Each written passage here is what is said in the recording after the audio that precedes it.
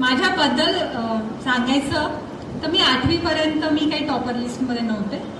कदाचित पहिले 10 किंवा 15 म्हणजे नंबर्समध्ये असायचे. पण 9वी 10वीला काही साक्षात्कार झाला की काही चमत्कार झाला मला माझंच माहीत नाही. माझीच मला एक नव्याने ओळख झाली होती आणि त्याच्यात माझ्या शिक्षकांचं मोठा पाठिंबा होता आणि प्रोत्साहनही होतं. ते खूप महत्त्वाचं होतं माझ्यासाठी. आणि त्याच्यानंतर मला एक टॅग लागलेला आहे आता शाळेच्या बॅचची टॉपर. हा ऐकताना मला ॲक्च्युली खूप छान वाटलं खूप वर्षांनी, जेव्हा माझी त्या रियुनियन आपल्या व्हॉट्सअप ग्रुपमध्ये जी पहिलीच ओळख होती की आपल्या बॅचची टॉपर, ते ऐकल्यावर ना ती हाक ऐकल्यावर मला खूप छान वाटलं. कित्येक वर्षांनी परत मला एक अभिमान आणि एक कौतुकाची थाप मिळाल्यासारखं वाटलं. आता मी माझी ओळख शुभांगीने करून दिली. मी एका क्लिनिकल रिसर्च ऑर्गनायझेशनमध्ये काम करते. पण इथून शाळेतून निघाल्यावर म्हणजे शाळेतले जे शिक्षक, शाळेतले मित्रमैत्रीण, जी आपुलकी होती, जो जिव्हाळा होता, जे निरागस प्रेम होतं, जे निस्वार्थ भावना होती, ती शाळेनंतर बाहेर पडल्यानंतर खूप क्वचित मिळाली आहे. आणि म्हणजे त्यासाठी नेहमीच खंत राहते की शाळेतले दिवस परत का नाही येत. मला इथे आता आल्यावर परत असंच बोलावं वाटतं की बालपण देगा देवा मुंगी साखरेचा रवा. आता अशीच इच्छा आहे की परत तो ड्रेस घालून ना 2 वेण्या घालून इथे परत यावं, इथेच बसावं, ती शाळेची परत सुरुवात करावी, सगळ्या शिक्षकांचे ना धडे ऐकावे.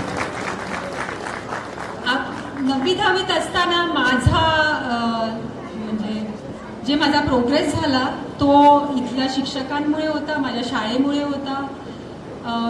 शिक्षकांमुळेच सगळे विषय सोपे झाले होते. ते गणित असो, मराठीचे व्याकरण असो, हिंदी असो, सायन्स असो, भूगोल असो, इतिहास असो, असे विषय इतके छान पद्धतीने आमच्या शाळेत शिकवले जायचे, ह्या शाळेत शिकवले जायचे, गोष्टी रूपात शिकवले जायचे.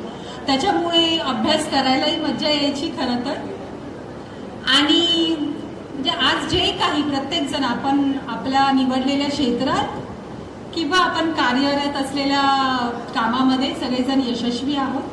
आता यशस्वी असण्याची किंवा अचिव्हमेंटची सगळी व्याख्या बदललेली आहे. फक्त डॉक्टर, इंजिनियर होणं म्हणजेच अचिव्हमेंट आहे असं नाही आहे. आपण सर्वजण त्याच स्टेपला आहोत, यशस्वी आहोत. मी ॲक्च्युली जास्त नाही मी माझं मनोगत थोडक्यातच संपवायचा प्रयत्न करते. मला इथे आल्यावर एकच म्हणजे जी शाळेतल्या ज्या गोष्टी होत्या त्या सगळ्या पुन्हा आठवायला लागल्या आहेत. इथे आज मराठी शाळेचं महत्त्व कमी होत चाललं आहे. आपल्या सर्वांनाही माहिती आहे, त्याची विविध कारणं आहेत. पण जेव्हाही आता शाळेचा विषय निघतो तेव्हा मी नेहमी अभिमानाने सांगते की माझी शाळा मराठी शाळा होती. माझे सर्व शिक्षक आदर्श शिक्षक होते, कारण इथले शिक्षकांचं ध्येय किंवा लक्ष फक्त अभ्यासातलं शालेय अभ्यासक्रम पूर्ण करणे नव्हतं, तर विद्यार्थ्याचा सर्वांगीण विकास व्हावा यांच्याकडेच त्यांचे नेहमी प्रयत्न असावेत. आणि त्यांच्यामुळेच आम्ही घडलो. त्याच्यामुळे सदैव ह्या शाळेचे, माझ्या शाळेचे आणि माझ्या शिक्षकांची मी ऋणी असणार आहे. ॲक्च्युली हा व्हिडिओ बघून आणि ना तुम्हा सर्वांना बघून मन डोळे सगळेच भरून आले आहे. शब्द सुचत नाही आहे. माझी म्हणजे मनोगत मी इथे संपवते. बट लास्ट नॉट लिस्ट, इथे योगेश, मेघना आणि सर्व ऑर्गनायझिंग कमिटीचे मी मनापासून धन्यवाद देते की त्यांनी हा इतका सुंदर कार्यक्रमचं नियोजन केलं आणि त्याची अंमलबजावणी केली आहे. आपल्या सर्वांना त्यांनी एक शाळेचा दिवस परत जगण्याची, तीच मजा मस्ती करण्याची आणि आपल्या सर्व मैत्रिणींमध्ये, शिक्षकांमध्ये परत येण्याची संधी, 8 दिवस आपल्याला तो परत जगण्याची संधी दिली. त्याच्यामुळे मी मनापासून धन्यवाद करते. मला असं वाटलं की माझ्या शाळेसाठी पण मला काहीतरी करायचं, तर हीच प्रेरणा मला मिळाली आणि खूप सपोर्ट केला. मला माहिती आहे सगळे इमोशनल झाले या व्हिडिओ बघून, पण त्या भावना आहेत आपल्या. कारण 25 वर्षानंतर आपण एकत्र आलो आणि तीच आठवण आपल्याला देणं, तो माझा यामागचा उद्देश होता. आणि मी सध्या तरी हिंदी मराठी चित्रपटसृष्टीमध्ये रायटर डिरेक्टर म्हणून काम करतो.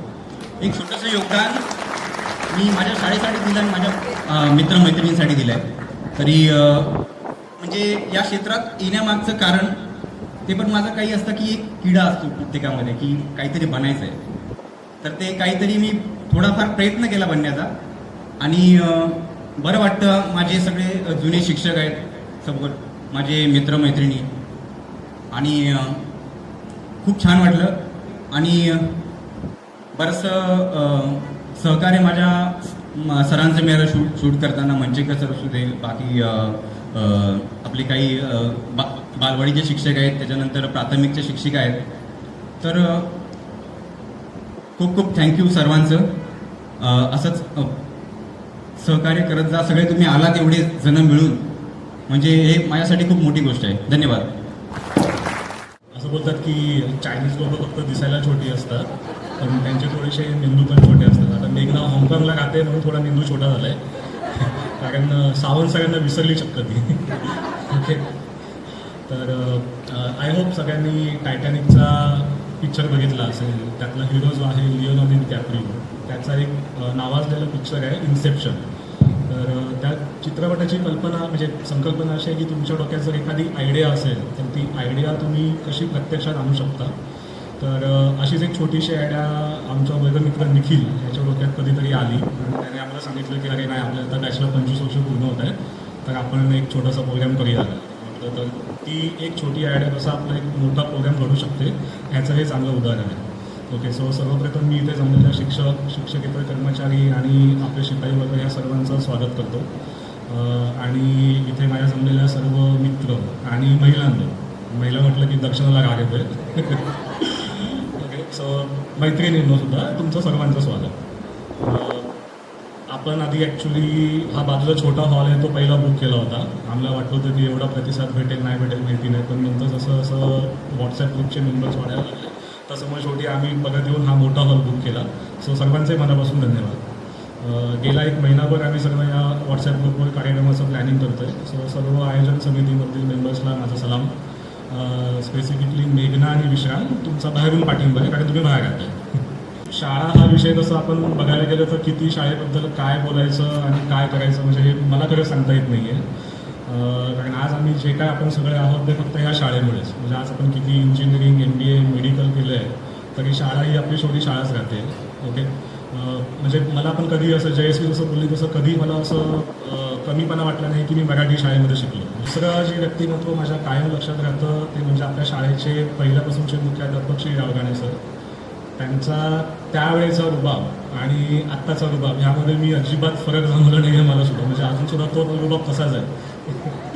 ओके, तर म्हणजे बरेचसे विद्यार्थी त्यांच्याशी बोलताना किंवा सावंत सरांशी बोलताना घाबरायचे, पण मला तसं कधीच वाटलं नाही. म्हणजे कधी त्यांच्या ऑफिसमध्ये जायचं आहे किंवा त्यांच्याशी काही बोलायचं आहे, हे कायमच पुढे मला करायचं की तू जाऊन बघ. ठीक आहे, एक फक्त रावगाणे सरांची गोष्ट मला अजूनही कायम लक्षात आहे की त्यांची सही. म्हणजे असं बोलतात की एखाद्या माणसाचं जर तुम्हाला व्यक्तिमत्व जाणून घ्यायचं असेल तर त्यांची सही बघा. तर रावगाणे सरांची सही ही अजून कायम माझ्या लक्षात आहे. म्हणजे त्यांच्यासाठी सही कॉपी करायचा खूप प्रयत्न केला, पण मी गावडे तेवढं असं मोठं लांब असं लिहू नाही शकत.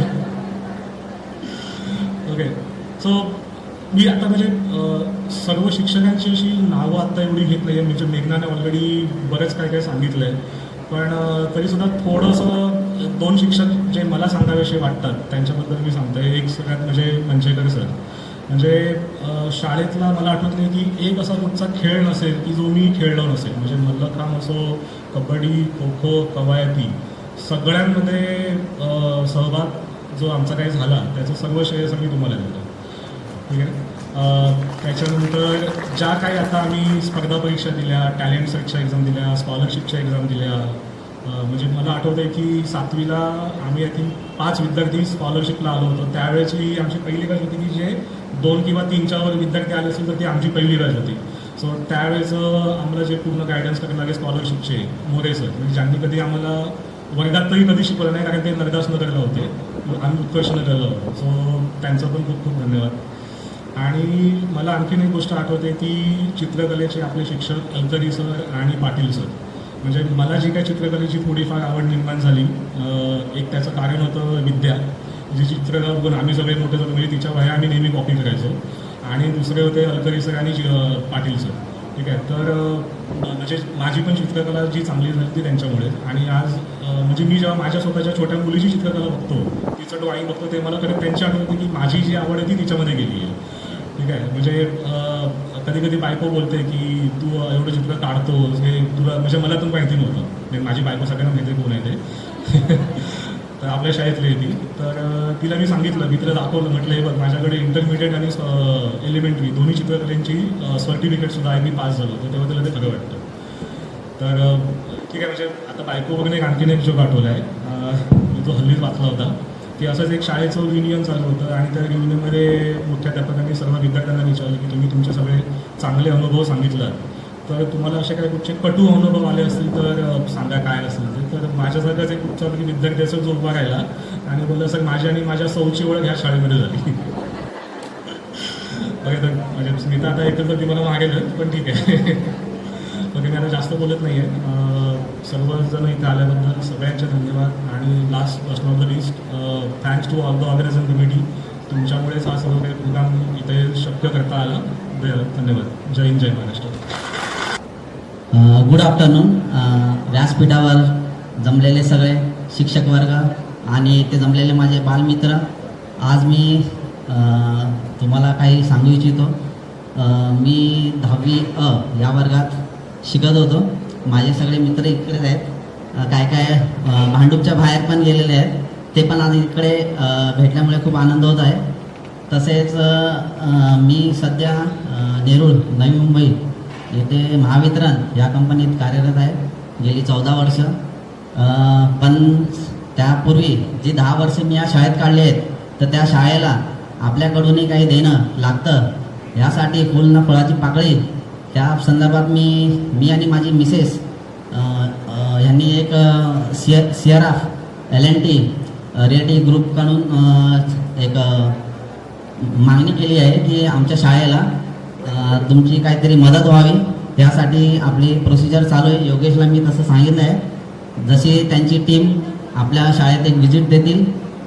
कारण हे फायनान्शियल इयर आपलं 2024-25चं संपलं आहे. त्यामुळे आपले जे लेटर फॉरवर्ड झालेलं आहे ते 2025-26 या अपकमिंग फायनान्शियल इयरसाठी आपलं ते लेटर ॲप्रूव्ह करून घ्यायची जिम्मेदारी मी तुम्हाला इथे ग्वाही देत आहे.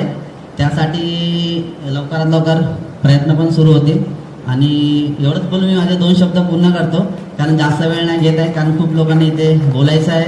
आणि आज खूप बरं वाटत आहे की माझे सगळे मित्र मैत्रिणी आणि शिक्षक त्यांना परत भेटायला, कारण मी राहतो भांडूपला.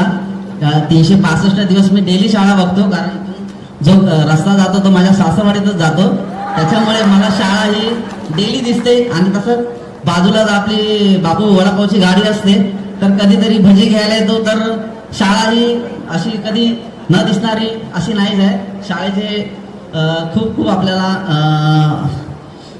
प्रेम मिळाले आहे, तसेच भेटून दे. आणि एवढं बोलून मी माझे 2 शब्द पूर्ण करतो. थँक्यू, धन्यवाद.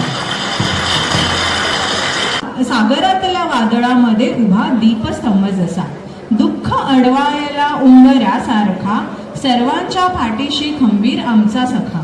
मित्र आहे आमचा असा, निस्वार्थ कार्याचा मूर्तिमंत दाखला जसा. ग्रीष्माच्या वणव्यामधील पावसासारखा, या अविस्मरणीय स्नेह संमेलनाचा शिल्पकार आमचा सखा. आता त्याचं नाव मी डिक्लेअर करते आणि करायची गरजच नाही आहे. तर आता थोडक्यात योगेश.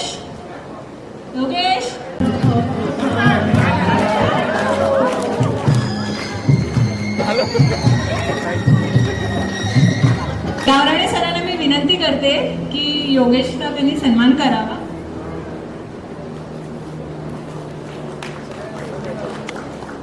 खरं तर त्याचा या सगळ्याला विरोध आहे, पण हे आम्हीच मुलांनी केलं, कारण त्याची यामागची मेहनत जी आहे ही खूप महत्वाची आहे.